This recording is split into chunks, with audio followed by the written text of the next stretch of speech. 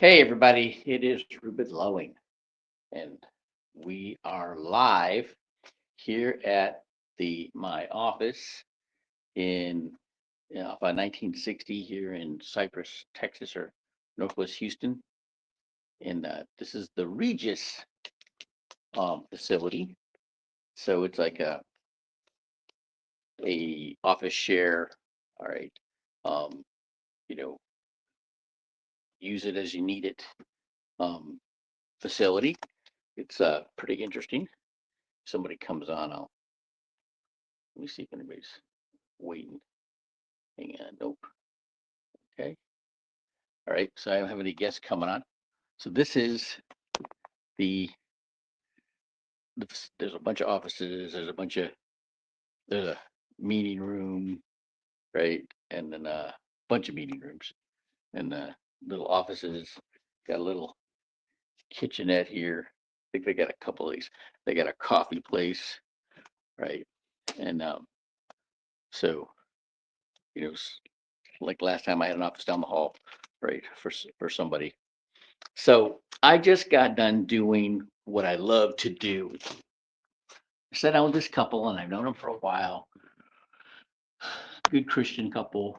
Um, he's an ex. He's a veteran, but he works for the DoD, and just got to find out all the stuff that he does, doing that, going to Afghanistan. He used to live in that. They used to live in Afghanistan. He used to coach baseball in Afghanistan. um, with the military dependent, kind of like what I did when I was in Panama coaching the military dependent kids on boxing.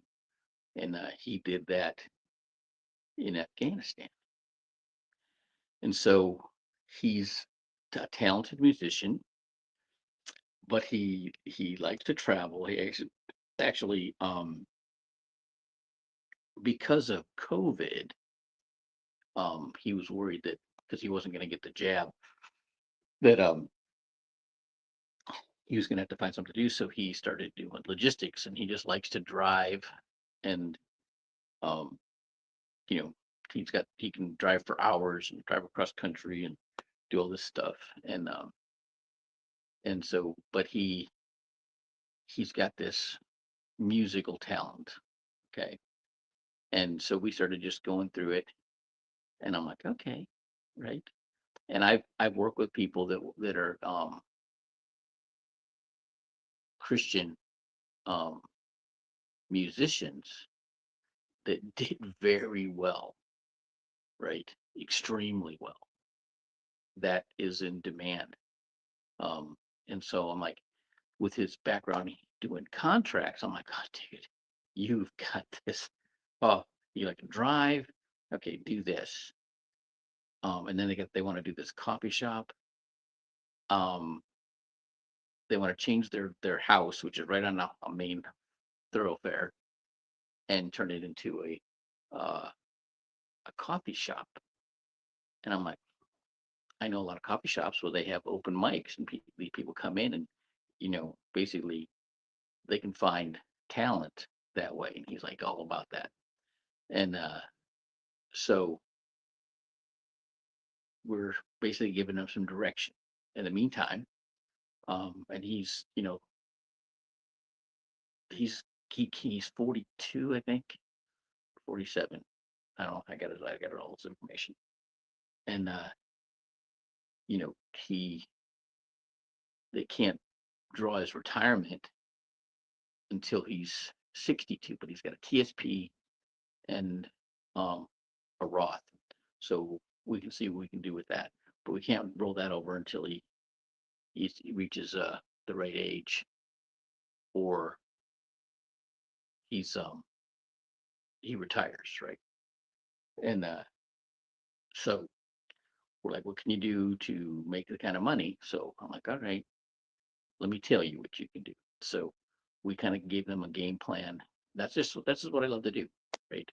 It's if somebody doesn't make enough money, more than what it takes to cover their expenses, their debt and their expenses, it's very difficult for me to do anything with them. But he's already a saver, and So we can help them um, get things moving.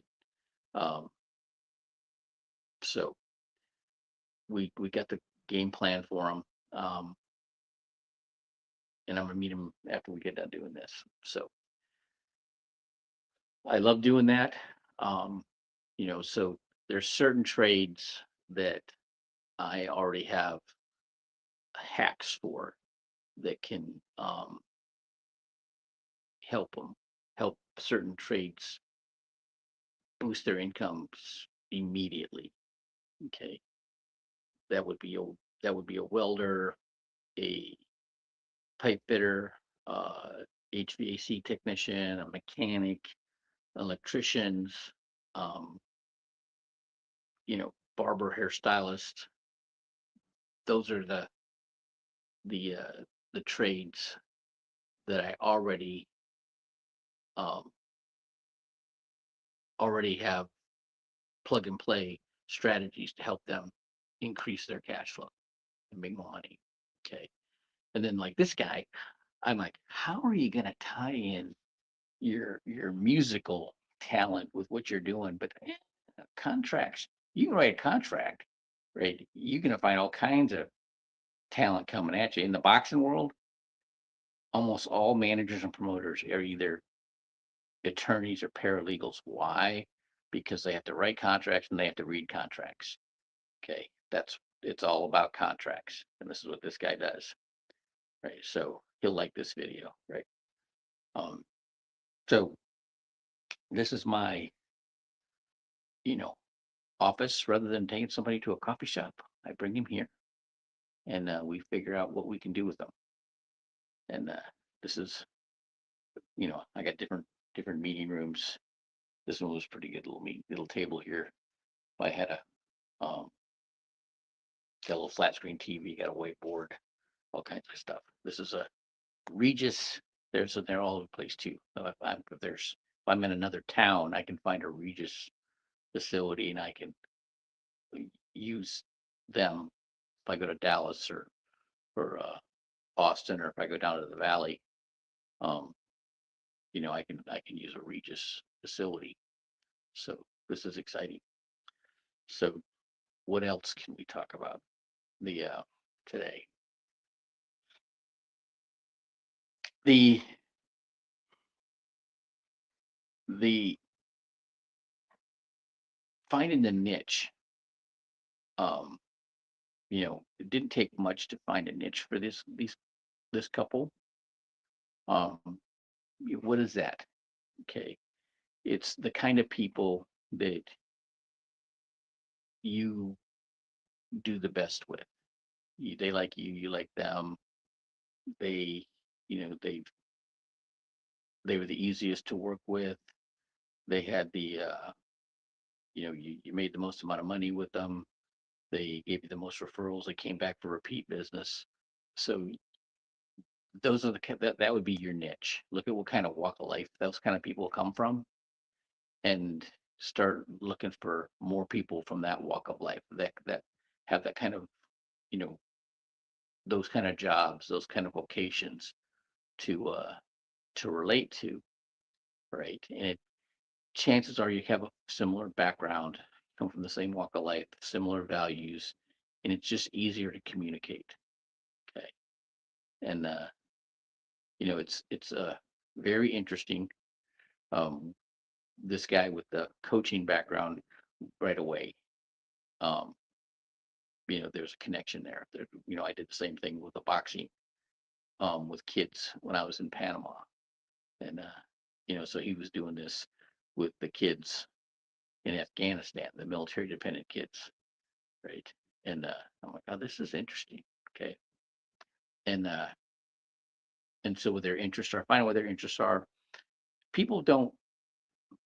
I'm part of the Christian Entrepreneur Club, and a lot of these businesses, they have a simple business that, a lot for some reason women love trying to make a business where they're cooking something. They're baking or cooking, right? And they want to have those kind of, I can't relate. I wouldn't, because I wouldn't want to do that, right? about the time somebody complained about something I made for them, they'd be wearing it. So I don't have the temperament for that, right? Um, but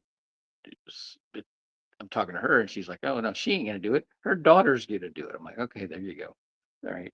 And they thought out, the location of their property. Oh, I gotta cut this call off. All right, we'll talk later.